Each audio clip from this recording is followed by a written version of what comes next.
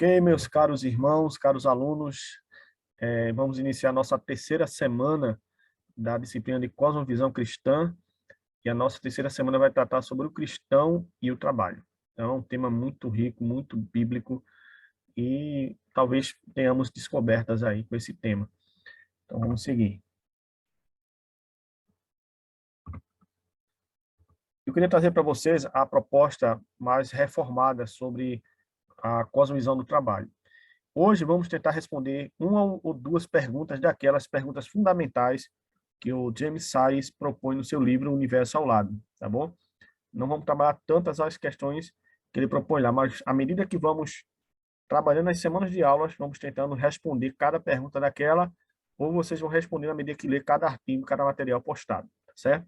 Então, o trabalho, ele, na cosmovisão reformada, na cosmovisão cristã reformada, ela vai trabalhar com alguns viés. Ela vai trabalhar com a esfera da criação, né? Então, o trabalho ele existe desde o Jardim do Éden, na criação. Depois, o trabalho passa pelo processo da queda do homem, né? Que é pós-jardim. Esse homem cai da posição que Deus o colocou, devido à desobediência, nós sabemos, Gênesis 3. E depois nós temos a esfera do trabalho restaurado, ou a redenção do trabalho que ocorre em Jesus Cristo. Não? Então, Jesus, ele restaura o significado, a importância do trabalho na vida do seu povo, na vida da igreja. Então, essas são o trabalho e suas fases, dentro de uma perspectiva da tradição reformada, tá bom? Vamos seguir. Nós vamos, então, começar a falar sobre o trabalho na criação, antes da queda. Como é que Deus, como é que ele revela na sua palavra como era o trabalho? Nós temos aí, então, primeiro que o trabalho é parte da nossa natureza, gente. Está no nosso DNA. Por quê? Ele faz parte do nosso DNA. Porque Deus é um Deus que trabalha. É um Deus que sempre está atuando. Lá em João 5,17, Jesus, naquele embate com os fariseus, que curou, né, no dia de sábado, um homem no tanque de Betesda, e ali Jesus diz, olha, meu pai trabalha até hoje e eu também trabalho. E ali trabalho é criação, né? Deus tá ativo na sua criação. E ali Jesus revela que não só ele trabalha, o pai dele também trabalha. Então, o trabalho existe em nós porque primeiro existiu o nosso Criador, existe o nosso Criador. Deus é um Deus que trabalha. Então, o trabalho faz parte do nosso DNA. O trabalho, irmãos, é um convite à liberdade e um cumprimento de seus mandamentos. Nós temos lá os 10 mandamentos em Êxodo, capítulo 20, e um dos mandamentos é que nós deveríamos trabalhar 6 dias e folgar um, que no decálogo seria um dia de sábado. Na nossa tradição ocidental, nós descansamos geralmente no domingo. Tem pessoas que trabalham até sexta, mas na sua grande maioria, o nosso dia de descanso, vamos colocar assim, a nossa cultura é o domingo. Então, Deus nos chama à liberdade, né, quando trabalhamos, e nos chama a cumprir seus mandamentos. Então, nós devemos ter isso bem em mente na nossa cabeça. Quem trabalha, trabalha para a glória de Deus e trabalha sobre um mandamento revelado na palavra. E o trabalho também, antes da queda, na criação, ele deve ser visto como um jardim que deve ser cultivado. À semelhança de Adão e Eva, o nosso trabalho deveria ser visto à semelhança daquele jardim. É interessante que Adão ele dá nome aos animais. Ele tem o poder de subjugar e dominar. E essa qualidade de dar nome às coisas, ela só pertence a Deus. E Deus atribui isso a Adão. Ele dá esse poder a Adão. Adão, dá nome aos bichos, dá nome aos animais. Você vê que nas Escrituras, quem dá nome às pessoas é Deus. Ele muda Abraão para Abraão, Sarai para Sara. Ah, não será mais Jacó, mas se chamará Israel. Então, esse trabalho, esse papel de mudar nomes e de dar nomes é do Senhor. Mas ele dá essa habilidade, esse poder, esse atributo a Adão. Então, ele tem essa prerrogativa do trabalho. E já no jardim, Adão, ele foi convidado por Deus para não ficar lá, gente, com as uvas caindo na sua boca, mas ele estava trabalhando. Antes mesmo de Eva ser criada, lá em Gênesis 28, Deus manda o homem dominar, manda o homem governar. Já Adão foi chamado para arar a terra, para cultivar o jardim, antes mesmo de Eva ser criada. Então, o trabalho, ele é obra de Deus e ele nos convida para sermos pessoas que trabalham, pessoas que estão envolvidas no trabalho, né? No trabalho. A gente vai avançar, vamos melhor significar esse termo trabalho, que é trabalho literalmente. Eu gostaria de trabalhar um pouquinho com vocês hoje uma das perguntas fundamentais do SAIRE, né? O que é o ser humano? Não sei se vocês lembram, tá lá, né? É uma das perguntas fundamentais. E para responder essa pergunta fundamental, eu queria trabalhar com você o significado do que é imagem e semelhança, que está em Gênesis 1:6, lembram? Deus disse: façamos um homem conforme a nossa imagem e semelhança, e domine ele sobre os peixes do mar. E Deus, primeiro momento que Deus fala no plural, revelando o seu caráter trinitário. E na revelação fica mais fácil perceber no Novo Testamento de quem é aquele discurso façamos.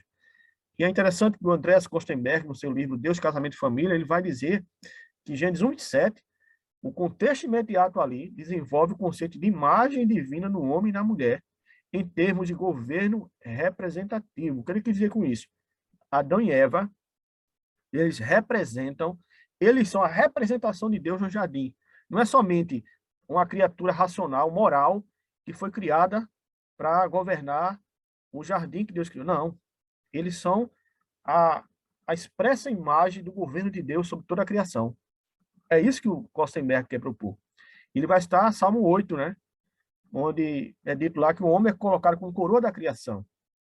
Né? Ele é a coroa da criação de Deus. Somente o homem é imagem e semelhança. Nem os anjos são imagem e semelhança de Deus. Só o homem. E Kostenberg continua. Tendo em vista o texto que se é proveniente de um ambiente semítico antigo, pode ser relevante o fato de que a prática de levantar uma estátua ou imagem de um soberano em determinado local corresponda a afirmar naquele local o seu direito de exercer autoridade e governo. Então, ele agora faz analogia com esses imperadores, né, Nabucodonosor, os faraós, né, que erguiam seus monumentos em homenagem a si mesmo, comunicando o seu governo sobre aquela região. A mesma coisa fez Deus, segundo Kostenberg. Deus colocou a sua imagem no jardim, colocou o seu monumento no jardim, digamos dessa forma. E Deus está sendo representado ali por aquele casal, por aquele homem. E Deus governa por meio e através de Adão e Eva no jardim. Então, imagem e semelhança, a primeira interpretação que devemos entender ali é que significa governo, administração, dominar a criação. Nós temos a opinião do Timothy Keller no seu livro Caminho Missionário de Deus. Ele vai dizer assim: imagem e semelhança, a imagem de Deus imputada no ser humano é de reinar e governar, que é constatada em Gênesis 1:6, elaborada logo depois ao homem no sentido genérico, isto é, o homem e a mulher. Somente os dois juntos realizam a primeira ordenança de Deus, e nenhum dos dois só é capaz de realizá-la. Veja que lindo. O que é que o Carriquet quer dizer aí para a gente? O sentido mais restrito da palavra imagem e semelhança é reino, governo, realeza. Ela, no primeiro momento, é falar de uma forma genérica, né? Que Deus diz, façamos um homem a nossa imagem e semelhança. Não deixa claro ali que tem uma mulher envolvida ali. Mas tem. No capítulo 2 de Gênesis, Deus vai revelar como é essa criação. Tem um homem primeiro, o sexo masculino, depois a mulher. Eu não sei se vocês já perceberam, Gênesis capítulo 1, gente, é um flash, Deus está criando. No capítulo 2 de Gênesis, Deus está detalhando aquela criação, ele está indo mais pausado. Como é que Deus criou esse homem? Aí ele vai detalhar. Como Deus criou essa mulher? Ele vai detalhar. E aí o Carriquet vai dizer que Adão sozinho não tinha condições de cumprir a sua tarefa plenamente. É por isso que a Bíblia diz que foi Deus que viu que o homem estava só. E não foi o homem que percebeu isso, foi Deus. E viu o Senhor que o homem estava só. E aí Deus cria a mulher, e aí sim, os dois juntos, reflexo da Trindade, dois que se tornam um e três que é um, aí sim, ele tem capacidade de realizar a sua tarefa. É isso que Carriquet quer comunicar para a gente nessa noite. Imagem e semelhança, atribuída ao primeiro casal, e um precisa do outro para cumprir a missão que Deus deu a eles de reinar e governar. É interessante que nós podemos também, gente, nós podemos também atribuir um significado de mais semelhança quando falamos também dos atributos de Deus. Essa é uma outra interpretação que também pode ser usada, mas não é a interpretação primária, no sentido de ser o que estava na mente de Moisés. Se você ler Gênesis 26, você não percebe na escrita de Moisés que Moisés está falando dos atributos de Deus. Não é isso que Moisés está falando. Moisés está falando de domínio, de criação, de governo, que ele domine sobre os peixes do mar, sobre as árvores do céu, domínio. Mas está implícito que Deus ali quer comunicar os seus atributos de personalidade, autotranscendência, inteligência, criatividade, personalidade, senso de relacionamento. É isso que vai colocar o James Sire no seu livro. Que Deus cria o homem à sua imagem e semelhança e dá a esse homem atributos que ele tem para que esse homem possa, digamos assim, ser imagem e semelhança dele. Mas só os atributos comunicáveis. Porque os atributos incomunicáveis, aqueles que Deus não comunica ao ser humano, que somente quem possui a Trindade, eternidade, infinitude, onipotência, onisciência, onipresença, imutabilidade, perfeição. Nós não temos isso à semelhança da Trindade. Não temos isso. O homem era perfeito? Era, mas não era perfeito à semelhança da Trindade. Ele possuía integridade, perfeição, mas não à semelhança da divindade. Então devemos separar bem isso e entender que na narrativa bíblica, a primeira interpretação mais acertada é que faz referência e mais semelhança a governo e a representação, tá certo?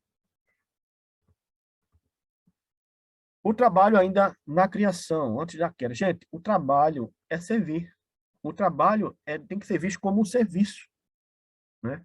Eu uso a analogia do garçom, que eu acho que é a que melhor comunica, mas tem outras, né? Alguém que está ali disposto a servir a outro. Servir a outro. O trabalho é a ação de Deus através de nós. Vê que coisa importante. Então, à medida que estamos trabalhando, Deus está se utilizando de nós nesse trabalho. Depois que Adão começou a arar a terra, Adão começou a dar nomes aos animais, ele estava trabalhando através de Deus, estava trabalhando através dele. Deus deu autoridade a Adão. Então, é através de e para a glória de Deus que nós trabalhamos. Não é algo no vácuo. Não é isso. O status de ganhar mais dinheiro não deveria vir pelo lugar. Esse é o maior desafio, irmãos, de todos nós. Quando eu falo nós cristãos, né? Porque muitas das vezes, eu não sei se acontece com você já, mas eu já trabalhei por dinheiro, irmãos. Recém-casado, eu precisava trabalhar, sair de uma empresa para outra, e precisaria ter carteira assinada, precisaria sustentar minha esposa. Mas, irmão, é a pior experiência que eu tive na minha vida. É você trabalhar pelo vil metal. Porque você não trabalha com amor, com paixão. E mesmo que você queira fazer, pelo menos no meu contexto que eu estava, era muito difícil. Porque existia corrupção na empresa, existia imoralidade sexual. Então, eu vivia naquela guerra. E é muito ruim. Quando eu fui demitido, meu irmão, foi uma paz que entrou dentro do meu coração tão grande. Porque eu não estava preocupado se amanhã, como eu ia fazer. Eu louvei a Deus, acredita?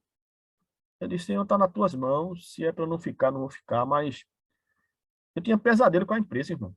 É horrível isso. Então, não deveríamos trabalhar, nunca trabalhe através do vil metal, porque primeiro para ganhar dinheiro, porque a promoção é melhor, porque não vá, não vá.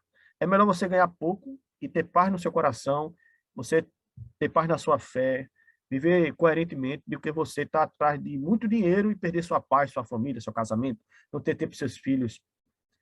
Não foi para isso que Deus criou o trabalho. O trabalho só é vocação se for a serviço a outros e não realizado para nós mesmos. Quando realizamos para o outro, somos como máscara de Deus para o bem-estar do próximo. Vê que interessante.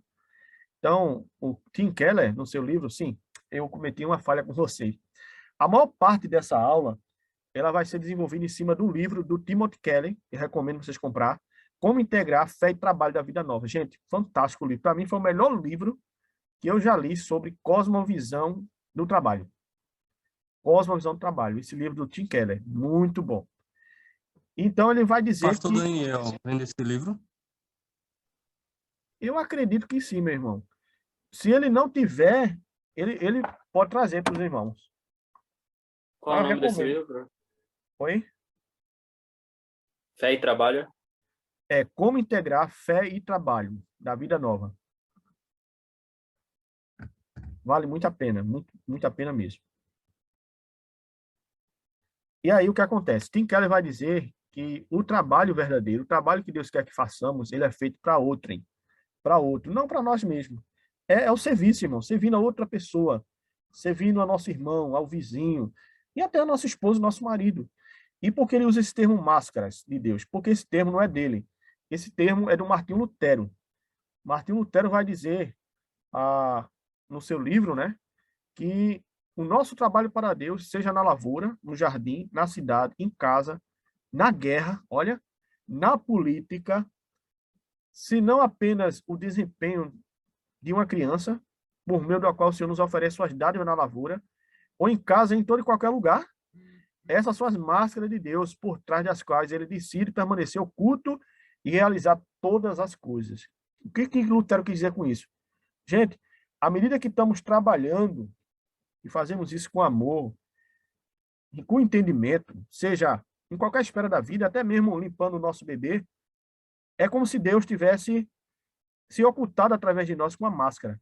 É como se nós fôssemos a máscara dele e através de nós ele está se revelando. É isso que Lutero quis dizer. Através de nós ele está se revelando. E olha que Lutero ele faz algo que é muito problemático nesse nosso contexto. Lutero ele quebrou a dicotomia que existe, entre o sagrado e o profano. E nós vamos ver isso mais na frente. Veja como ele coloca o trabalho em todos os cantos, na lavoura, no jardim, na cidade, na casa, na política, cuidando da criança, em todo canto. E ele coloca uma pergunta, em casa, em todo lugar, essas são as máscaras de Deus. Então, irmãos, já na Reforma Protestante, tanto Calvino como Lutero romperam com a dicotomia que nós presenciamos tão grandemente hoje. E vamos ver melhor isso na frente. Temos agora o desafio do trabalho pós-jardim, na queda. Pedir só vocês um minutinho, gente, que eu vou aqui pausar. Nós temos agora o desafio do trabalho pós-queda, meus irmãos. Pós-queda, né? Primeiro, depois que o homem peca contra Deus, né, desobedece às ordens do Senhor, é interessante que Deus só deu uma ordem ao homem: não coma daquela árvore. O homem podia comer de todas as árvores, tem até a árvore da vida, o homem foi comer exatamente o que Deus proibiu. A maldição divina sobre o trabalho. O que é que aconteceu, então, depois que o homem sai do jardim? É o que está em Gênesis 3, 17 a 19. Adão agora, ele ia bater no chão para fazer a lavoura, o chão não ia mais se abrir facilmente para ele. Ele ia suar, ele ia sofrer com o trabalho. É isso que Deus está dizendo a Adão. A esposa, ela agora vai passar a ter dores no parto. Provavelmente, ela não teria dores de parto. Então, você percebe todas as consequências do pecado do casal, que não só refletem nele e na serpente, mas atinge toda a criação. As plantas, as árvores passam a ter erva daninha, espinhos, abrolhos, os animais passam a ser ferozes. Então, uma nuvem de trevas paira sobre o jardim e o homem é expulso dele. E agora Adão vai ter que ralar, irmãos. Isso nos lembra alguma coisa? Lembra da nossa situação, muitas das vezes. A gente tem que ralar muito para conquistar as coisas, para pagar as contas. Isso é consequência da queda, consequência do pecado de Adão. O trabalho se tornou quase infrutífero. Por que quase? Porque Deus ainda manifesta a sua graça comum, manifesta a sua graça maravilhosa, mesmo depois da queda, para que o homem consiga produzir, consiga prosperar. Mas o trabalho perdeu muita a sua significância, relevância, por causa da queda. Quase se tornou infrutífero. E acaba acontecendo o seguinte com o trabalho pós-queda. Quando o homem, o Adão, né, sem Cristo, um homem morto em seus pecados, ele passa a buscar poder, fama e autonomia, que é exatamente o que acontece na Torre de Babel com Nimrod. Vocês lembram lá, Gênesis capítulo 11? Muitas pessoas acham que ele estava levantando a torre para fugir de um outro possível dilúvio. Não é isso. O texto deixa claro que ele gostaria de ser famoso, ele gostaria de ser notório, ele queria ser conhecido, ele queria ter poder, fama, ele queria, tem traduções que colocam assim, e ele queria fazer um nome para si. Então é isso que acontece, irmãos. Com muito do nosso, você que trabalha, nós que trabalhamos com pessoas que não é crentes, muitas das vezes elas trabalham em prol dessa realização, em busca de poder sobre outras pessoas, sobre domínio, sobre fama. Essa pessoa quer ser ovacionada, ela quer ser elogiada, aplaudida a todo instante, ela quer autonomia, ela não quer depender de ninguém, ela não quer servir a ninguém, ela não quer estar refém de ninguém, ela não quer prestar contas a ninguém. Isso é característica da queda. Isso é característica dos descendentes de Adão após ele. E nós percebemos isso no jardim, na Torre de Babel. E é interessante que, fazendo contraste com a busca dele pela fama e pelo poder e pela autonomia, Jesus vai dizer em Apocalipse 2,17 que aqueles que vencerem não serão eles que buscarão o nome para si, mas o próprio Deus dará a ele um novo nome e uma pedra branca, que só ele conhece esse nome. Veja que coisa maravilhosa. É Deus que dará um novo nome a nós. É Deus que escreve nosso nome no livro da vida. E não nós mesmos, pela nossa força, pelo nosso poder, vamos alcançar nada nesse sentido. E aí, com isso, né, a Trindade desce, desçamos e confundamos a língua dos homens, e ali nós conhecemos a história, e a partir dali surgem as nações, né, as divisões das línguas, e a torre nunca é concluída, porque Deus viu aquilo como abominável, né, pecaminoso, que é exatamente a busca do trabalho separado de Deus, separado da glória de Deus. Um homem que busca, é o que nós temos hoje, né, no antropocentrismo, no negocentrismo, no humanismo, ainda temos hoje no nosso país, no mundo inteiro. E aí nós temos o desafio, como eu falei para vocês lá com o Lutero, né? Fé versus trabalho e fé diferente de trabalho. Por que fé versus trabalho e fé diferente de trabalho? Porque nós acabamos criando a dicotomia com a queda. E essa dicotomia entre o que é sagrado e o que é profano, a gente cria essas duas coisas na nossa mente e na nossa vida, ela é antiga, gente. Ela surgiu na filosofia grega, surgiu com Aristóteles, né? No seu livro A Política, veja o que ele vai dizer quando fala sobre essas duas esferas de atuação. Ele vai dizer assim: não há nenhuma dúvida de que o melhor governo seja aquele na qual cada um encontre a melhor maneira de viver feliz. Mas aqueles mesmos que concordam em preferir a vida virtuosa não chegará a um acordo sobre se devemos preferir a vida ativa e política e a vida contemplativa. Veja, Aristóteles separou agora, fez uma dicotomia. Ele está dizendo que a vida ativa, qual é a vida ativa? É cuidar dos negócios dessa vida, gente. É trabalhar no comércio, é trabalhar numa loja, é ser professor. E ele vai dizer que essa é a vida ativa. Enquanto a vida contemplativa, ela está livre da confusão dos negócios humanos. Então, para ele, existe essa diferença. Então, para Aristóteles, Platão, naquela época, a vida verdadeira era a vida onde o filósofo passava o dia filosofando sobre a eternidade, sobre as divindades que eles criam, sobre a imortalidade da alma, né? Isso é vida contemplativa, é vida verdadeira. Enquanto, fora dessa esfera, tudo mais é a vida de confusão dos negócios humanos. E ele continua: a vida está que alguns consideram como a única digna do filósofo. Ele ressalta, dizendo: olha, a vida contemplativa, alguns vão afirmar que ela é a mais apropriada para um filósofo, que é a vida contemplativa. Veja, a vida religiosa, trazendo para os nossos dias, ou vida secular. Veja que interessante. E essa questão não ficou só na filosofia grega, não ficou só com Aristóteles, Platão, ela entrou na fé cristã também. Como foi que essa dicotomia da vida ativa e vida contemplativa entrou na tradição cristã, gente? Entrou primeiro com Agostinho de Hipona, né? O grande doutor Agostinho de Hipona. Entrou com ele, o bispo de Cantuária. E Agostinho tinha a mesma proposta dos filósofos. Ele absorveu a cultura grega. E aí ele também influenciou um outro pensador que também doutor tanto dos católicos quanto dos protestantes, que é o Tomás de Aquino. Nós temos mais aí o Aquino do nosso lado e Agostinho, que é usado tanto lá como cá. Tanto a tradição católica tem Agostinho como Santo Agostinho, usa ele como uma figura do catolicismo romano, enquanto nós também usamos ele como uma figura do cristianismo protestante. E ainda mais nós temos Tomás de Aquino, que também foi influenciado por Agostinho e vai também criar essa dicotomia na vida cristã. E veja o que Carriquet vai falar sobre essa dicotomia que Agostinho criou e que influenciou toda a cristandade.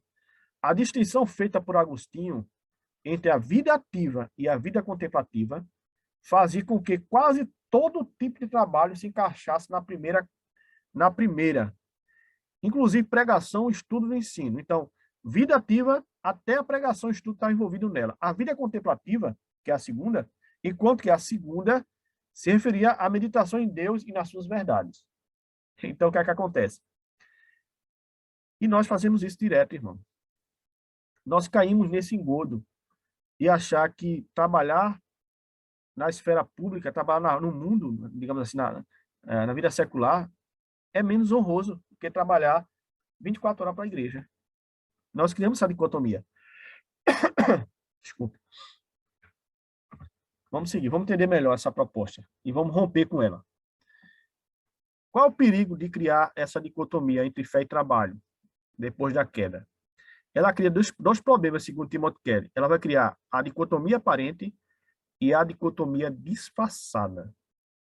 A dicotomia aparente, diz o Timothy Keller, é aquela quando as pessoas dão mau testemunho de sua fé em seu trabalho, agindo de forma imoral, tanto no comportamento individual quanto nas posturas profissionais. Por exemplo, eu sou cristão, mas eu assedio a minha colega de trabalho. Eu sou cristão, mas eu vou lá e roubo a empresa. Eu sou cristão e, enfim, essas coisas, irmão, que são... Todos nós vamos concordar que a fé desse irmão está desassociada, o discurso dele está desassociado da prática. É o que nós chamamos, que Timothy Keller chamar de dicotomia aparente. Parece uma dicotomia, mas não é. Na verdade, aquela pessoa não é crente. Ela está num abismo. Ela está num abismo, não é cristã. Ela está dando um péssimo testemunho, se dizendo cristã e agindo de outra forma. E todos nós concordamos com essa postura de muitos cristãos em muitos contextos profissionais e não temos dificuldade de julgar essa questão como pecaminosa e errada, né? Porque ela está bem patente aos nossos olhos. O problema é quando essa dicotomia disfarçada. Essa dicotomia disfarçada. O que é que Timothy Keller chama por dicotomia disfarçada, gente? É quando as pessoas se mostram moralmente corretas no emprego, muito embora pratique atividades incoerentes à sua fé, ou tente santificar o ambiente de trabalho mediante atividades espirituais. Por exemplo, eu sou crente e eu vou lá e boto uma caixa de som na frente da minha loja e passo o dia todinho eu louvando a Deus. Está lá no hino louvando a Deus. Isso é ruim, irmão? Não. Mas, ao mesmo tempo que eu faço isso, eu não assinei as carteiras dos meus funcionários, eu não pago meus funcionários em dia, eu só nego a Receita Federal. Isso é dicotomia disfarçada, isso está encoberto, né? É quando as pessoas se mostram moralmente corretas no emprego, muito embora pratiquem atividades incoerentes à sua fé, né? Ela botou lá a literatura do evangelho para aquelas pessoas que não acreditam chegarem, caixa de som, tudo bem, gente. Mas nos bastidores da empresa, moralmente, aquela fé não corresponde com a realidade. Ela é incoerente. E nós vemos muito isso hoje em dia. Muitas pessoas se dizem cristãs, se dizem protestantes, dizem amar Jesus, estão na igreja todo domingo, dão dízimo, ofertam para a igreja, para missões, mas só quem sabe quem ela de fato, quem trabalha com ela. Porque ela entrou nessa questão dessa dicotomia, nessa falha, né, de dicotomia. Isso é muito grave, muito grave. E, novamente, a semelhança da primeira dicotomia, essa também, as pessoas ficam nesse abismo, né, entre esses dois universos. Sou crente, mas minhas práticas é incoerente à minha fé, ao meu discurso. Aquilo que eu digo ser verdade. Então, precisamos romper com isso. Nós temos, por exemplo, aí, um exemplo muito bom que eu gosto de usar, que é o coach, né? Hoje o coach é bem famoso, né? O que é o coach, gente? É um profissional que trabalha para ser motivacional dos funcionários da empresa. Ele vai lá, faz uma dinâmica com você, no escritório, ou no auditório da empresa, né? E pergunta até onde você quer chegar, e você diz, eu quero ser o diretor da empresa, eu quero ser chefe. Mas, na verdade, aquele coach, ele está propondo uma dicotomia disfarçada. Ele tá criando expectativa no seu coração que ele não vai cumprir. Porque a intenção dele, ele não está preocupado com o bem-estar do funcionário, ele está preocupado com a lucratividade da empresa. Ele está preocupado em tornar as pessoas importantes, não as pessoas importantes, mas fazê-las se sentirem importantes para poder alavancar a empresa no cenário nacional, estadual, municipal, para aumentar os lucros da empresa, para fazer os trabalhadores sangrarem pela empresa. É isso que acontece. Eu já participei quando eu estava em outra empresa, participei já dessas dinâmicas motivacionais. E, infelizmente, é isso que acontece, né?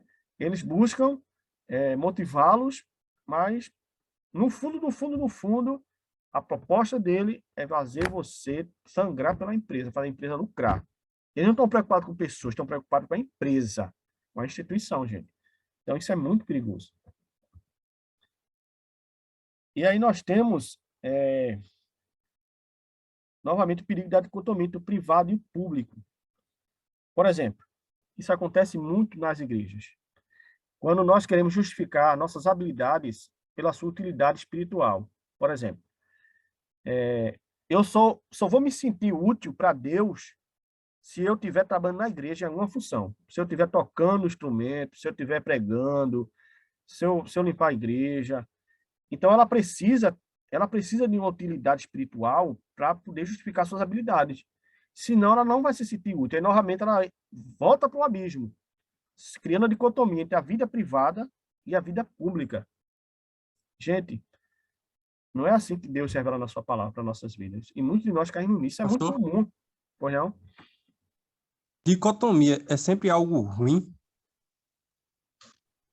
Não necessariamente. Não, nem sempre. Mas só é ruim quando a Escritura condena ela. Quando a Escritura diz que algo tem que ser uniforme, tem que ser uma unidade e não separado, aí é pecado. E a Escritura revela que a dicotomia entre a vida pública e a privada não existe. Nós somos luz do mundo e sal da terra. Veja como Jesus coloca no Sermão da Montanha. Ele não cria, não, eu sou crente na igreja, mas lá fora eu faço o que quero. Não existe isso. Eu sou crente na igreja em todo lugar. Eu glorifico a Deus, louvando o hino para ele, tocando a bateria da igreja, e louvo a ele também no meu trabalho.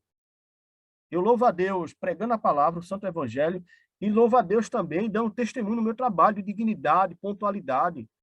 Isso também é glorificar a Deus, irmãos. É a máscara de Deus, como vai dizer Lutero.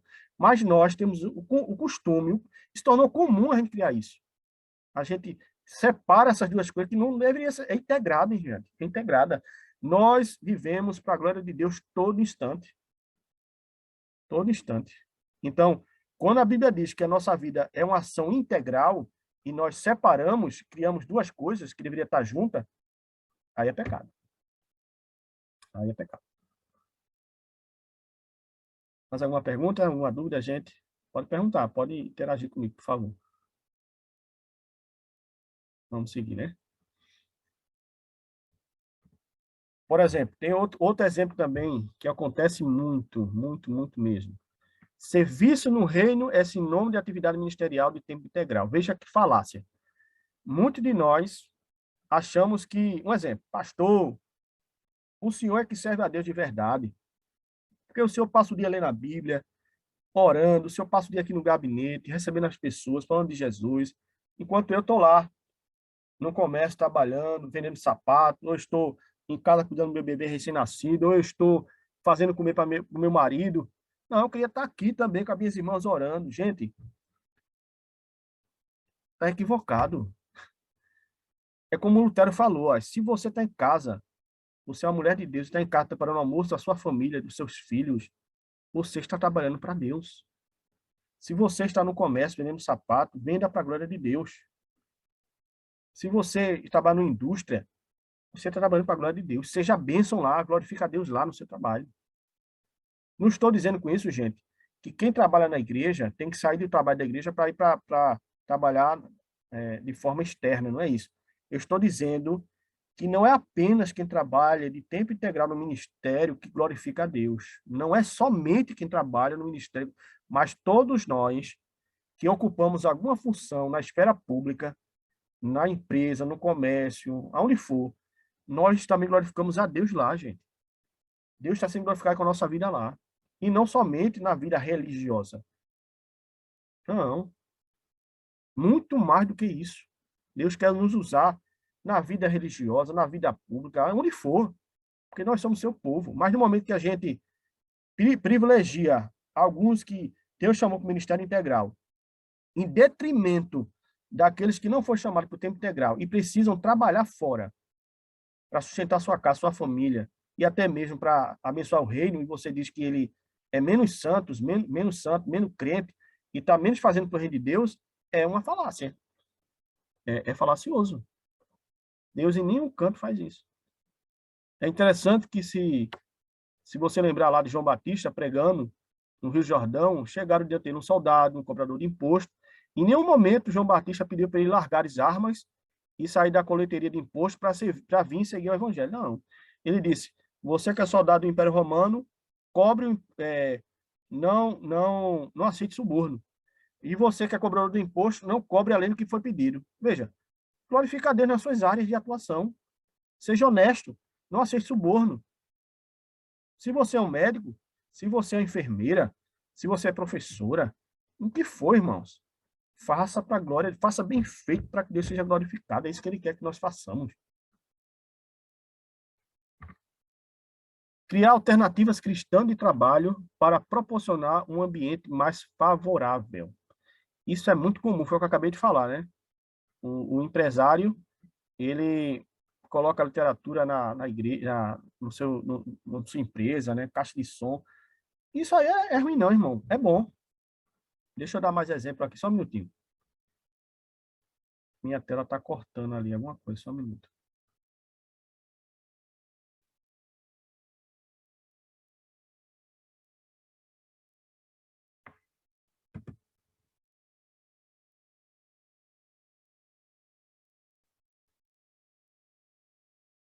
Vocês estão vendo aí? Sim, sim. Supostas soluções, né? Ok. Então, está cortando para mim. Pronto. Supostas soluções. O que são supostas soluções, gente? É porque não resolve, né? Não é. Cosmovisão não se faz assim. Mas isso em si não é ruim. Por exemplo, empresários cristãos que deixam a Bíblia em cima da escrivaninha. Se alguém perguntar o motivo, ele abre a Bíblia para testemunhar. Isso é uma bênção.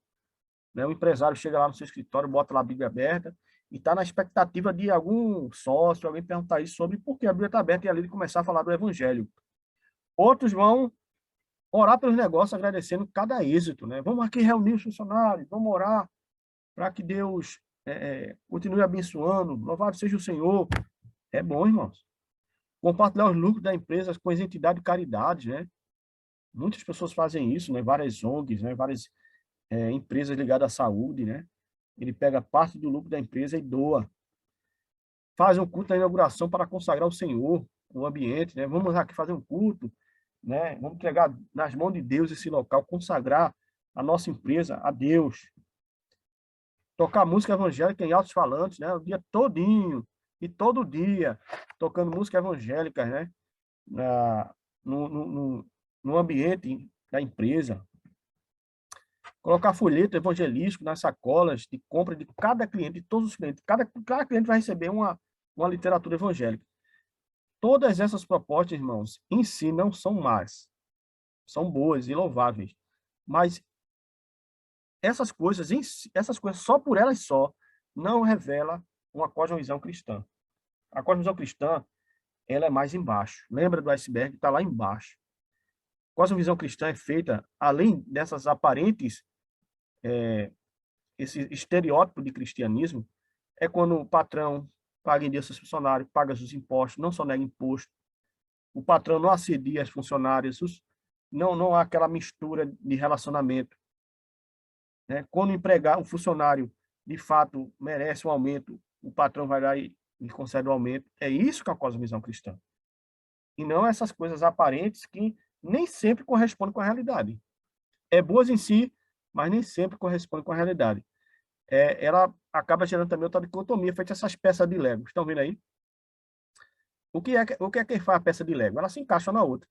E, ao mesmo tempo, essas peças de Lego elas podem se soltar uma da outra. Elas se soltam. Ela cria essa dicotomia, né? Ela tanto pode estar junto como separada. Mas a fé cristã pede para a gente não, depois, pede para a gente não separar essas coisas. Essas coisas andam juntas, entrelaçadas uma na outra. Não é para a gente separar.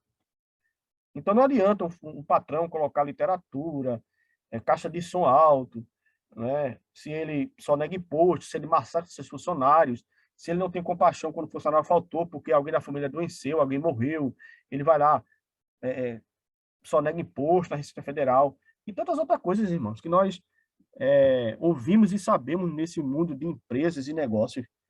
E muitos deles se dizem crentes, não vão para a igreja. Então, Cosmovisão é muito mais do que isso. Nós temos aí agora o desafio também da preguiça, gente. Preguiça também é um pecado. Eu extraí essa proposta desse slide de um escritor e pastor, Tiago Cavaco.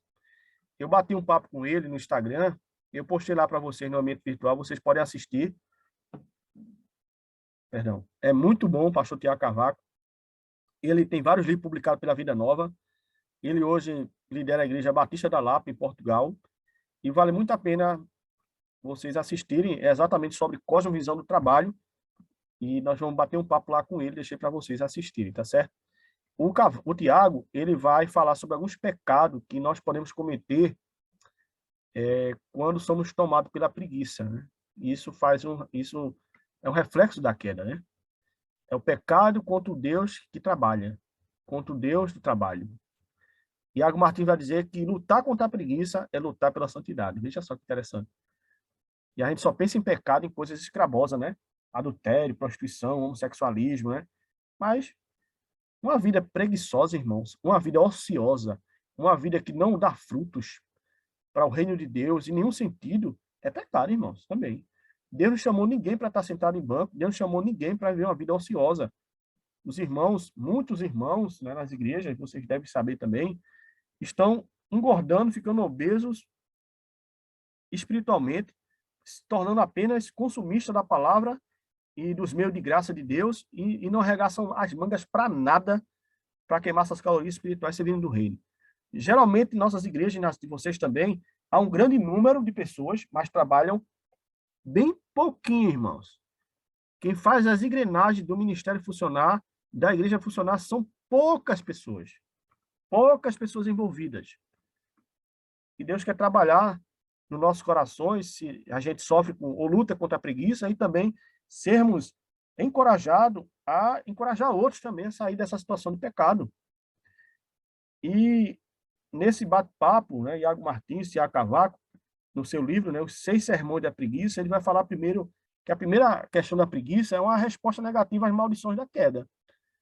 Então, a preguiça é uma forma errada que a gente responde à queda.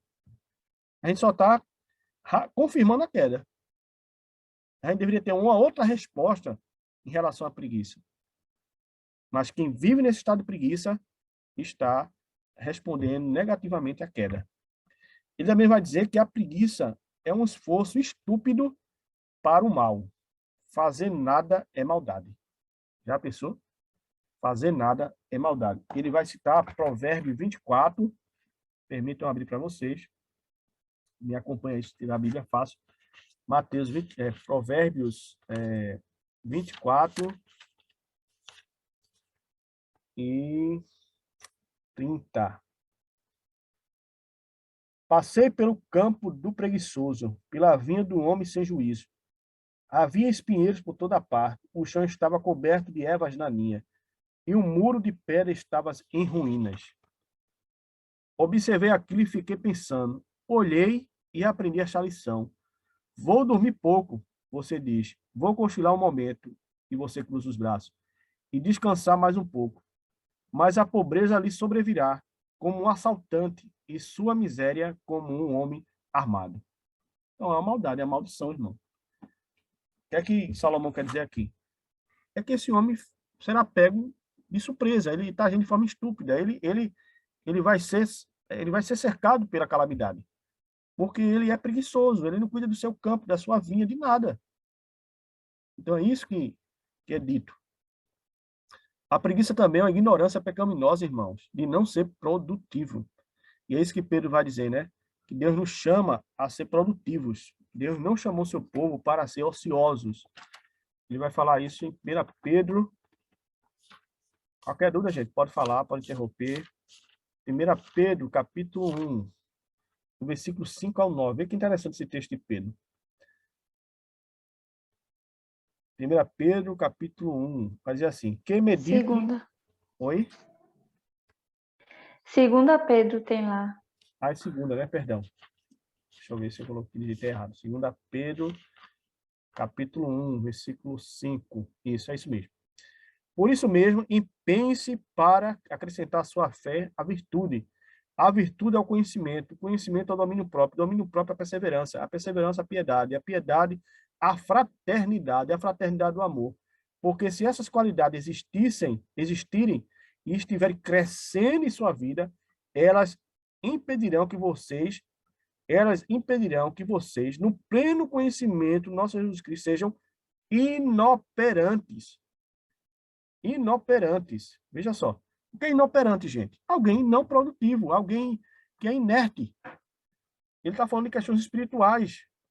Ele está falando que, tendo essa capacidade dada por Deus, conhecendo a graça de Cristo Jesus, para que nós não sejamos inoperantes e improdutivos.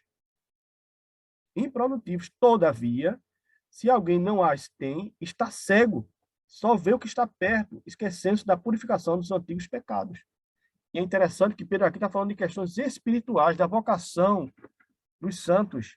E nós podemos fazer uma aplicação, gente, à vida produtiva para Deus, seja na igreja, seja fora da igreja.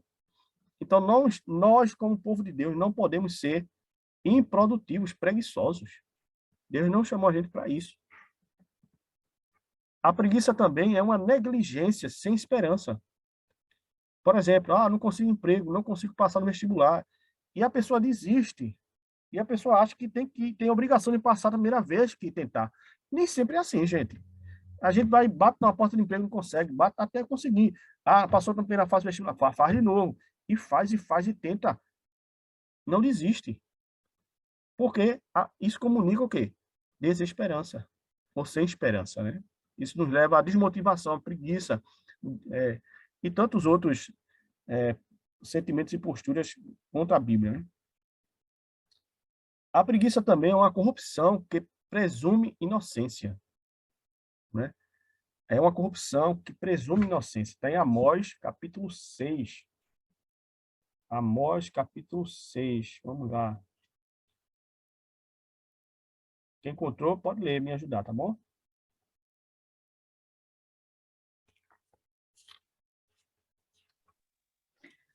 Ai dos que vivem sossegados em Sião, e dos que estão confiados no monte de Samaria, que tem nome entre as primeiras das nações, e os quais vêm à casa de Israel. Passai a Caune e vede, e dali ide a grande Amate, e depois descei a Gate dos filisteus. Serão melhores que estes reinos, ou maior seu termo do que o vosso termo? Vós que afastais o dia mau e fazeis chegar ao assento da violência.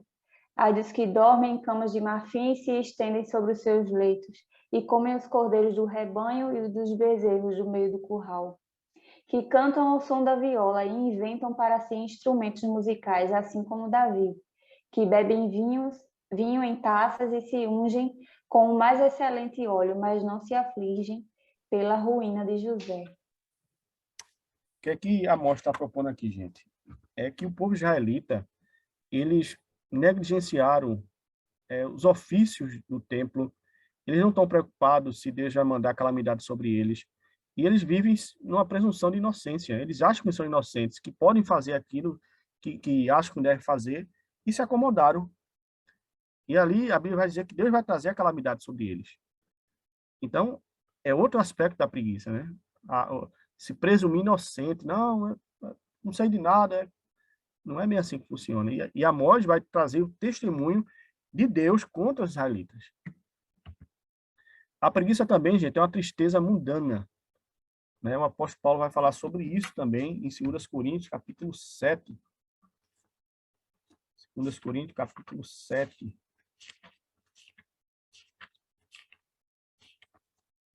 7, 9 a 10. Diz assim, gente.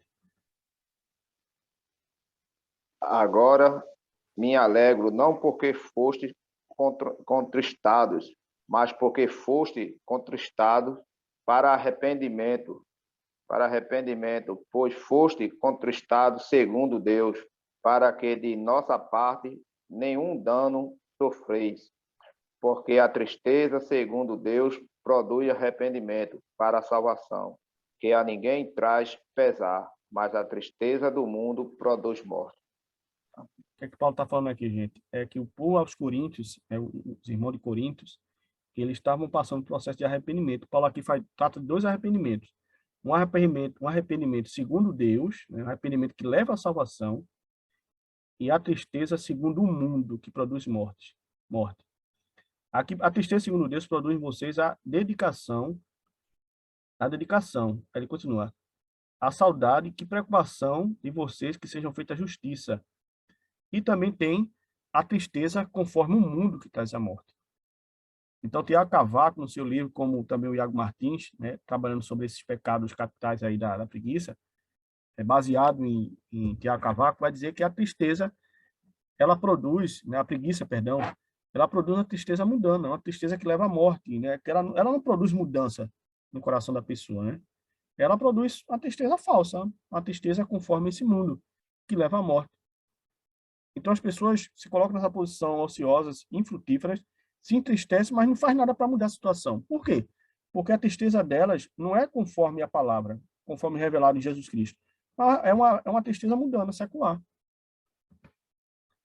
A preguiça também, gente, encontrará castigo ao invés de desculpa, né? Lá em Mateus 25, Jesus fala sobre isso. Eu quero adiantar com você para ganhar tempo. Então, ele vai trazer castigo sobre essas pessoas no dia do juízo. E a preguiça é falta de graça. Né? Queria ler isso com vocês. 15 e 10. 1 Coríntios 15 e 10. Paulo vai falar aqui sobre a ressurreição, o capítulo maior da Bíblia sobre ressurreição é esse. Mas pela graça de Deus sou o que sou, e sua graça para comigo não foi inútil. Antes trabalhei mais que todos eles, contudo não eu, mas a graça de Deus comigo. Então, gente, preguiça é falta de graça. Preguiça é falta de sabedoria de Deus, falta do Espírito de Deus nas nossas vidas. Ali, novamente, Paulo está falando do ministério dele, né? Não está falando necessariamente, diretamente sobre preguiça, está falando sobre o ministério dele, de como ele trabalhou mais que todos. Mas, novamente, ele repete mais de uma vez, mas não foi eu, mas a graça de Deus em mim. Não foi eu, mas a graça de Deus comigo. Então, nós podemos fazer uma aplicação relacionando a graça de Deus, ou a ausência dela, à preguiça. Né? Ora, se Paulo está dizendo que fez tudo por causa da graça, então, se ele não tivesse graça, ele não faria nada. Ele seria infrutífero. E a preguiça é temporária, né? Ela vai passar. A preguiça, ela vai passar, como tudo nesse mundo vai passar. Filipenses, capítulo 1. Se alguém encontrou, pode ler também comigo. Filipenses 1:6. Estou convencido de que aquele que começou a boa obra em vocês vai completá-la até o dia de Jesus Cristo. Falando de obra, né? Falando de trabalho, daquilo que Deus faz na vida da gente. Então, gente, em nome de Jesus, um dia, essa fase nesse mundo de queda, né? Que elenca todas essas preguiças e muito mais, vai passar e nós seremos aperfeiçoados em Jesus Cristo, né? Novos céus e nova terra. Então, a preguiça, por mais que seja ruim, atinge muitas pessoas dentro e fora da igreja, ela vai passar. Eu queria fazer uma pergunta a vocês, provocar vocês um pouquinho. Como você se apresenta quando está diante de alguém? Como é que você se apresenta? Queria ouvir um pouquinho vocês agora. Geralmente a gente se apresenta assim. O senhor está falando do nervosismo? Oi? O senhor está falando do nervosismo ou algo desse tipo? Não, quando você está, sei lá, você está chegando numa empresa E aí as pessoas conversam com você, vocês apresentam. Geralmente a gente se apresenta assim, deixa eu dar uma dica a vocês. Opa, tudo bom? Oi. Normalmente ninguém gosta de mostrar os seus defeitos, né? Mas Vai é algo mais comum que acontece no nosso meio, a gente não percebe. Geralmente a gente se apresenta a partir das nossas qualificações. Ah, eu sou doutor fulano de tal, trabalho no hospital das clínicas em Recife. Ah, eu sou a professora Beltrano, trabalho na escola internacional. Não é assim geralmente que a gente se apresenta? Essa forma de apresentação, gente, falando dentro de uma cosmovisão cristã, está errada. Por quê? Nós deveríamos primeiro nos apresentar pelo que somos e não pelo que fazemos. Eu sou Márcio Ribeiro, sou cristão e sirvo a Deus como secretário e professor do Seminário Bíblico do Nordeste. Falando dentro de uma cosmovisão, de uma teologia de cosmovisão cristã, essa seria a forma correta de a gente se apresentar. Mas dificilmente alguém se apresenta assim, na verdade. A gente dificilmente se apresenta assim. Eu não sei se vocês viram, logo na semana 1, eu me apresentei assim para vocês. Eu não lembro, mas acho que me apresentei assim. Sou Márcio Ribeiro, sou cristão, casado, sirvo a Deus aqui, sirvo a Deus acolá. Porque, gente, geralmente nós nos apresentamos pela nossa utilidade, pelo que fazemos e não pelo que somos. Já perceberam isso? Ah, eu sou fulano, faço isso, eu sou Betano, faço aquilo, eu sou fulano, eu trabalho aquilo. E isso não é você, né? O que nós somos é muito mais do que daquilo que fazemos.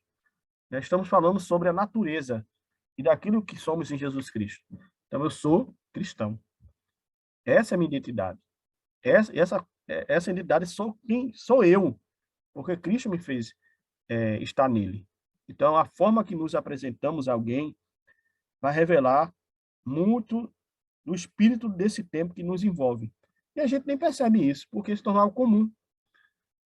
Mas eu espero que vocês reflitam a partir dessa aula e talvez vocês mudem a forma de se apresentarem e alguns vão ficar até surpresos, né? Poxa, aí, por que você está dizendo que é cristão? Porque essa é a minha identidade, eu sou cristão, eu sou filho de Deus, eu estou ligado a Cristo, eu sou, ontologicamente falando, o meu ser está relacionado a Deus, e não a minha atividade, aquilo que eu faço.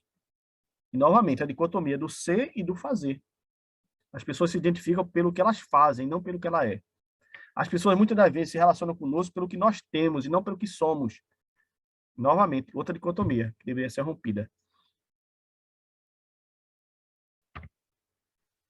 Agora nós temos a parte da... Oi, pode perguntar, meus irmãos. Essa apresentação assim é algo tão incomum assim que eu não lembro de ter ouvido assim alguém se apresentar assim. É como às vezes a pessoa diz assim, que muito é aquele crente detetive que faz coisas ninguém sabe. Aí muitas vezes você pergunta, os seus colegas de trabalho sabem que você é cristão, os seus colegas da faculdade, da escola sabem que você é cristão, ou seja, os seus vizinhos sabem que você é cristão. E normalmente até por não se apresentar, realmente é bem incomum. É porque, assim, eu também não estou dizendo a vocês aqui que eu me apresento toda vez assim, eita, eu sou cristão, mas é algo que a gente tem que refletir, sabe, gente? Que às vezes nós estamos tão contaminados com essa filosofia dicotomista, né? Paganista, né? Que nos julga pelo que fazemos, pelo que temos, que é uma sociedade bem materialista, e a gente se esquece de quem somos em Jesus Cristo, né? Quem somos nele. E era assim que faziam os cristãos dos primeiros séculos, gente. Nas perseguições romanas, nos coliseus, não é? Tem um episódio no livro dos Mártires, de John Foxe, recomendo que vocês leiam, que teve um cristão que foi torturado até a morte, e a única palavra que ele dizia era, sou cristão. Como é seu nome? Sou cristão. De onde você veio? Sou cristão. Por que ele enfatizava tanto isso diante dos seus algozes? Naquele contexto que ele estava, da idade dos primeiros séculos da igreja, ele estava querendo mostrar que ele não ia negociar sua identidade, sua fé. E a sua identidade revelava quem ele era e para onde ele iria em Jesus Cristo depois da sua morte. Sou cristão, sou cristão, sou cristão. Então, eu sou cristão revelava a personificação de quem ele era. A sua identidade era aquela.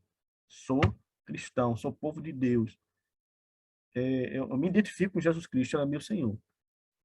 mas geralmente hoje, né, a gente se identifica pelo que fazemos. Eu fico pensando, se a gente não fizer nada na vida, como a gente vai ser chamado? Então, isso é muito sério, né? Isso é muito grave. Então, precisamos repensar a forma como nós visualizamos a nossa identidade em Cristo. Integrando fé e trabalho, gente. Aí vem a parte boa agora, a parte da redenção, a solução de Deus para o trabalho, né? A solução bíblica. Primeiro, devemos permear todo o trabalho, como um fermento que leveda toda a massa, como Jesus diz, fazendo uma comparação com o reino de Deus. Ele vai dizer que o reino de Deus é como um fermento que leveda toda a massa. O que Jesus quiser com aquilo? Não tem como separar mais depois que você mistura o fermento com a massa. Ele entra em todas as esferas. Então, não tem como separar mais. Então, essa é a proposta do reino de Deus. E essa é a proposta para a nossa vida. Que a gente não separe a nossa vida, não crie uma dicotomia. Ah, sou crente na igreja, santinho na igreja, em casa sou o terror. Ou no meu trabalho eu acho diferente. Não. Você precisa ser, na igreja e fora dela, cristão. Você não pode criar dicotomia. Então, a palavra de Deus diz que a gente tem que ser como um fermento que leva a toda a massa, permear toda a nossa esfera de trabalho. Precisamos deixar... Essa fala do Tim Keller é muito importante. E do Heber Carlos Campos Júnior também, falando sobre a cosmovisão do trabalho. Ele diz assim, precisamos deixar de ser profissionais que são cristãos para nos tornarmos cristãos em nossa profissão. Aí sim, irmãos, a diferença é essa. Nós devemos entender que eu sou crente e trabalho para Deus nessa área, naquela ou acolá. E não o contrário. Porque senão é como eu acabei de falar para vocês, nós vamos inverter e a nossa identidade estará baseada naquilo que realizamos, não naquilo que somos. Eu sou cristão e sirvo a Deus como farmacêutico, como doméstica, eu sirvo a Deus como esposa e rainha do meu lar cuidando dos meus filhos. Qual é o problema?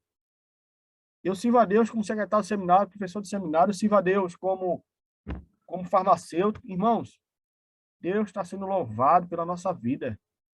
À medida que trabalhamos e fazemos a sua obra. Quando testemunhamos do Senhor onde estivermos. Isso é muito importante. Então, devemos pensar assim. O que cremos devemos permear tudo o que fazemos, bem como o nosso trabalho. E quando eu digo isso, não é para você chegar no lugar do trabalho, estar dando glória a Deus, feito um fanático religioso, estar importunando seu colega de trabalho todo instante com a Bíblia, e para cada conversa citar um texto bíblico. Não é isso. É a sua pontualidade no trabalho, é a sua honestidade, é a sua santidade com as pessoas que se relaciona. Quantos irmãos nós não conhecemos que flertam no trabalho com as amigas do trabalho? Que tem amizade no WhatsApp, que criam uma crise conjugal em casa. Por quê? Porque ele criou uma dicotomia. Ele vive uma coisa e outra ao mesmo tempo. Ele tenta viver, né? Dois mundos. Então, isso aí, irmãos, é o que Deus quer para a redenção do trabalho nas nossas vidas. Uma coisa muito importante, gente, no trabalho é que ele tem limite. O trabalho tem limite. Deus estabeleceu... Não participar das rodas de conversa que não agrada a Deus. Isso aí acontece muito no trabalho. Acontece. E é uma das maneiras assim, de você das pessoas identificar que você é um cristão, justamente isso, não participando das rodas. Assim, não que você vá arrumar inimizade, você vai ser continuar sendo amigo, mas não participar daquelas conversas que tem, principalmente na área de homens, sabe que as conversas é muito desagradável ao Senhor. Sim, Roberto, é verdade. E você, assim, tem a oportunidade tremenda, né, de trazer o conceito bíblico nessas conversas. Quando falar de sexualidade, de casamento, de mulheres, e você mostrar, gente, eu tenho outra opinião sobre isso. Aí sim, você, se eles te respeitarem e te ouvindo, você tem uma forma tremenda de evangelizá-los. Tremenda. Mas também, se não quiser ouvir, você se retira. Ok, irmãos? Então, gente, o trabalho, ele precisa ser estabelecido os seus limites. Deus estabeleceu um dia para o descanso, porque Deus descansou. Gênesis capítulo 2, versículo 1 a 3, a Bíblia diz que Deus viu toda a obra de sua criação e viu que tudo era muito bom e descansou das suas obras. Quando descansou, não está falando de inatividade, gente. Está falando que Deus cessou a criação. E esse cessamento da criação, ele é modelo para todo o povo de Deus. Foi colocado nos 10 mandamentos. Interessante que quando Deus dá um mandamento de descanso, Deus faz relação a Gênesis. E também Deus deixou para a gente, no Novo Testamento, o descanso que é o próprio Jesus Cristo. Então, a gente não é obrigado a guardar nenhum dia, mas, ao mesmo tempo, a gente precisa observar o princípio daquele dia. Qual é o princípio, gente? A gente precisa de um dia para adoração e descanso literal. Porque Deus não quer que a gente torne a trabalhar dia e noite e não venhamos a parar para adorar e descansar. Isso é natural do nosso corpo. Quantas pessoas não adoecem em busca de dinheiro e o mesmo dinheiro que ela lutou, ela agora paga medicamentos para se curar? Hoje estão em hospitais, clínicas psiquiátricas. Por quê? Não respeitou o princípio do descanso. Não respeitou o princípio que Deus estabeleceu para que cessássemos as nossas atividades e passássemos a contemplá-lo em comunidade de fé. Então, a gente precisa cessar. O trabalho não é tudo na vida, senão ele se torna um ídolo. O que é um ídolo, gente? É um Deus falso. Então, à medida que a gente trabalha de noite, eu trabalhei com um chefe meu, que eu saía da empresa no sábado e ele ficava lá. Eu digo, você vai para casa não? Não, eu vou ficar por aqui. E às vezes eu via ele até no domingo. Então eu fico pensando, meu Deus, esse homem estabeleceu um Deus no seu coração, que é o trabalho. Porque ele não vai para casa, não vê sua esposa, não vê sua família, fica na empresa toda a semana toda, altas horas da noite. Gente, isso aí parece ser algo... Não, isso nunca vai acontecer comigo. Acontece, gente. Acontece. A gente acaba estabelecendo um ídolo no nosso coração. A gente precisa ter cuidado para que o trabalho não seja um deles. Ah, mas precisa pagar a conta. Todos nós temos que pagar a conta. Todos nós temos compromisso a honrar. Todos nós temos 24 horas igual a todo mundo. Agora, nós precisamos, gente, fazer que o trabalho ele seja nosso servo. E o Pai do nosso Jesus Cristo seja o nosso Deus. Senão a gente vai perder a espiritualidade, a nossa família, os nossos filhos vão crescer, a gente não vai ver. Por quê? Porque a gente estabeleceu um ídolo chamado trabalho. E a gente acabou fazendo o quê? Sacrificando no altar desse ídolo nossa família, nossa saúde, nosso tempo, e achamos que estamos servindo ao Deus verdadeiro. Muito, muito perigoso isso, muito perigoso. O trabalho é um componente indispensável para a vida humana, significativa, porém tem que exercer seu papel correto, subserviente a Deus, foi o que eu falei. O trabalho ele tem que ser servo de Deus, nosso servo. Ele tem que servir os propósitos do reino, ele tem que trazer sustento, significado, glorificar a Deus. Mas não pode passar disso. Não pode passar disso. Então, irmãos, eu convido vocês a pensar numa proposta como esta para a vida de vocês. Eu não sei se vocês já vivem assim, mas coloque no seu coração, faça um voto com Deus. Senhor, na minha família, nós somos crentes em Jesus, eu não vou trabalhar domingo. Salvos aqueles trabalhos de socorro, né, gente? Segurança pública, saúde. E aí, eles têm as escalas que eles folgam, né? E eles podem, no meio da semana, fazer o seu dia da semana meio de descanso. Mas se você, a semelhança de mim, que trabalha segunda a sexta e às vezes sábado, estabeleça o domingo para ser seu dia de descanso, de adoração com sua família. Porque seus filhos estão vendo você sair no domingo para trabalhar e eles indo para o curso sozinho com a mamãe. Cadê papai? Já teve situação em minha vida que meu filho já disse que papai vai trabalhar de novo. Naquele auge da pandemia que nós tivemos que mudar toda a proposta do seminário. E meu filho sentia, gente. Muitas das vezes eu precisei parar de ler para estar com ele. Eu queria ler. Mas eu precisei falar, meu filho, gente, está crescendo, ele precisa de mim. E às vezes a minha presença é somente para ver ele pintar, desenhar, correr de bicicleta. Aí deixava para lá os livros. Depois eu leio. Eu estou abrindo coração para vocês. Eu passei por essa experiência. Então a gente precisa ter cuidado com isso. Aí deu estalo, sabe, na minha cabeça. Opa, peraí. Tem alguma coisa errada aqui. Vamos, filho, vamos brincar. Aí pronto. Não estou dizendo em ser negligente com o trabalho, não é isso, gente. Ah, hoje eu vou faltar ao trabalho e ficar com o filho. Não é isso. É a possibilidade que você tem de folgar, de descansar e adorar, e você não faz. Precisa ter cuidado com isso. O trabalho precisa ser nosso servo, servo do Senhor. Nós temos, por exemplo, aí, gente, na vida pública, o caso de Esther, né? É interessante que o livro de Esther É um dos poucos livros na Bíblia, talvez o único, que não tem um versículo citando o nome de Deus.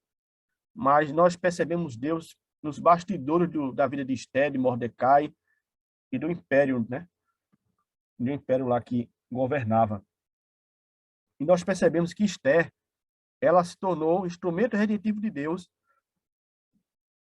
atuando na sua função de esposa do rei ímpio e convencendo-o a não destruir o seu povo. Né? Esté se casa com o rei ímpio, lá, quando nós lemos, né? Eu acho que eu digitei essa referência errada. Lá em cima, gente, é a sigla de Esté, tá? Tá bom? Ter Deuteronômio. Participar de um banquete e não revelar sua identidade, como o Roberto falou, né? Ninguém sabe que é crente, ninguém sabe que é povo de Deus, mas Esté estava lá, gente, tentando cumprir o seu papel para a glória de Deus. Mordecai protege Esté contra o sofrimento e desespero, né? Aí, eu não sei se vocês lembram, né? Me corrijam se eu estiver errado, o rei Assuério, ele dispensa a rainha Vasti e estabelece um concurso de beleza em todo o império Medo-Persa. E ali, a Hadassa, né? Que é Esté, ela ganha um concurso de beleza. E ela passa a ser a esposa do rei de todo o império. E aí o seu nome é trocado para Esté, que é o nome pagão. E ali, o que Mordecai queria? Queria livrar ela do sofrimento de viver como cativa de um império e de um povo estrangeiro. E como rainha, gente, Esté vai trabalhar pelo bem do seu povo. E aí todos nós conhecemos a história, né? Esté está ali, preparou um banquete para o oficial do rei, e chama o rei também, e explica ao rei o que está acontecendo, né? Que o seu oficial de primeira linha queria destruir todo o povo, aniquilar todo o seu povo. E ali Deus, gente, inverte toda a situação quando Esté passa a cumprir o seu trabalho público para a glória de Deus. Ela está trabalhando para Deus. Ali, no mínimo, Esté é uma mulher nas relações públicas do reino. Ela conseguiu ter acesso ao rei, cair na graça do rei, ser ouvida pelo rei, não só isso. O rei cancela o edito de condenação contra os judeus. Veja que coisa maravilhosa Deus fez na vida de Esté. A semelhança das nossas vidas, na vida de tantas pessoas que Deus tem usado nesse mundo, em diferentes áreas, irmão, empresas, no campo político, social, Deus tem usado. Deus tem feito assim. Nós temos outro exemplo também, o caso de Filemon e Onésimo, né? É interessante que a carta de Filemon é uma carta do apóstolo Paulo fazendo um pedido a um senhor de escravos, que é Filemon, para que ele receba Onésimo de volta, não mais como simplesmente um escravo, mas como um irmão. E ali nós temos algumas verdades que aprendemos, irmão. Primeiro, o evangelho traz mudanças sobrenaturais em pessoas. Né? Mesmo quando estruturas não são modificadas. É interessante. Em nenhum lugar da Bíblia você vai ver Paulo criticando, condenando a escravidão. Já perceberam isso? Ele não condenou a escravidão. Naquela época, tanto os judeus como os povos pagãos tinham escravos. Mas, por mais que Paulo não conseguisse mudar a estrutura do sistema, Paulo conseguia, por meio do evangelho, transformar as pessoas, como transformou o coração de Onésimo, pela palavra de Deus. O problema é o coração do homem, irmãos. Sempre foi. Portanto, a mera mudança do sistema não resolveria. Se Paulo escrevesse uma carta a Filemão, mandando ele soltar todos os seus escravos e começasse a lutar, né, fosse um ativista contra a lei da escravidão, provavelmente Paulo não teria sucesso. Mas o evangelho, irmão, sim, ele trabalha em questões morais, questões mais profundas, e aí sim, o evangelho pode fazer mudanças estruturais na sociedade. Pode fazer mudanças estruturais. Interessante que, mesmo Paulo não tendo, digamos assim, trabalhado pela liberdade dos escravos, o cristianismo protestante, gente, da reforma protestante, ele trabalhou muito na frente da anti-escravatura, tá bom? Então, o cristianismo tem isso aí no seu legado. O evangelho também trabalha na mudança de perspectiva, isto é, mudança de uma cosmovisão, que transforma pessoas capazes de mudar e de influenciar a sociedade. Onésimo era inútil, se tornou muito útil, né? Não era somente um escravo, era um irmão. Ele aprendeu aos pés de Paulo na prisão, provavelmente foi um filho de Paulo, enquanto Paulo estava em prisões. E ali, Paulo escreve uma carta a Filemão, que provavelmente foi Onésimo que levou essa carta. O Evangelho nos proporciona a mudança de patrão. Veja que interessante. Deus é o supremo patrão de senhores e servos. É isso que Paulo vai dizer a Filemão. Filemão, você sabe que você me deve muito mais do que esse pedido que eu estou fazendo a você. Mas eu não vou isentar você do seu poder de ser dono de Onésimo. Então, Paulo ali, em nenhum momento, tira a autoridade de Filemão. Provavelmente, Onésimo, ele roubou Filemão e fugiu. E foi preso. E ali, Onésimo, provavelmente, ele abriu o coração para Paulo, disse o que fez, de onde era, e Paulo conhecia Filemão. O Evangelho nos proporciona mudança de postura. O cristão deve trabalhar bem, não só quando é vigiado, gente. Vê que interessante. Então, Onésimo é mandado de volta para Filemão, uma carta endereçada a Filemão por Paulo, e agora Filemão, Onésimo, vai aprender que ele pode e deve trabalhar para Filemão para a glória de Deus. E Filemão agir como de fato é um cristão, agir para a glória de Deus. Provavelmente Onésimo roubou, não roubaria mais. Mudou de postura. E é interessante que Paulo não manda Filemão soltar Onésimo. Dá uma carta de alforria a ele, liberta ele. Não. Paulo só diz, Filemão, Onésimo agora é um irmão em Cristo. Não é só mais seu escravo, seu servo, é um irmão em Cristo. O Evangelho nos proporciona uma mudança de pagamento. Isso significa que não conquistar favores de homens, mas trabalhar pelo que é perene. Né? Trabalhar para a glória de Deus, trabalhar de forma significativa. Né? E não só para cair na graça do seu patrão, do seu senhor. E Onésimo estava aprendendo isso, irmão, com Paulo. E também o Evangelho nos proporciona uma mudança de parâmetro. Né? Cristo é o nosso referencial para tantos servos como para senhores. Né? E Paulo vai dizer isso em Filipenses 2, 5-11. Né? Paulo vai convocar os cristãos a olhar para Cristo e ter a mesma postura de Cristo, que se humilhou e desceu do seu trono de glória e se tornou um servo, um escravo, né? No grego é escravo mesmo, né? Para poder nos servir de exemplo.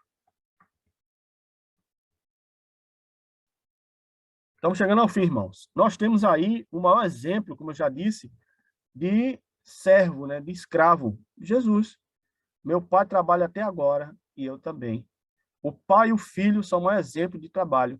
Jesus ali fala que ele trabalha e o pai trabalha, né? Mostrando o pai e o filho nessa relação de dinâmica de trabalho. Jesus, o maior exemplo de servo, né?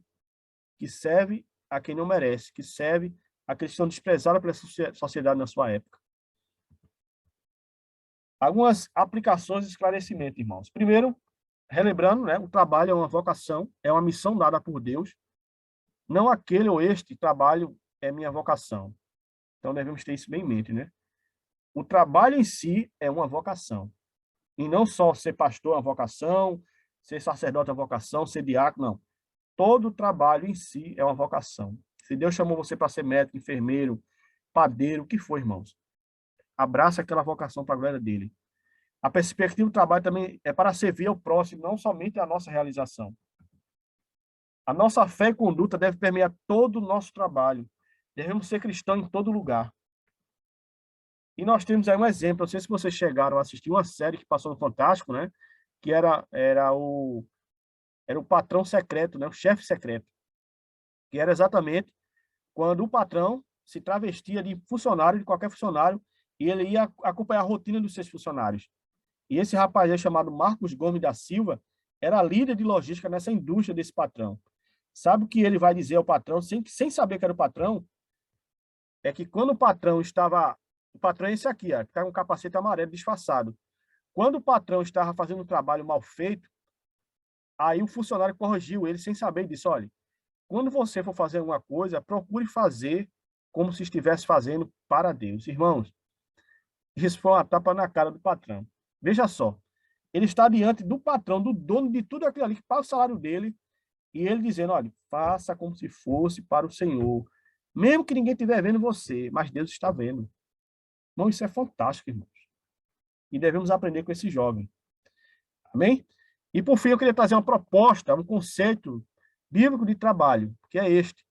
O trabalho é uma vocação amorosa de Deus, através do qual o homem provê o seu sustento, serve ao próximo e glorifica a Deus.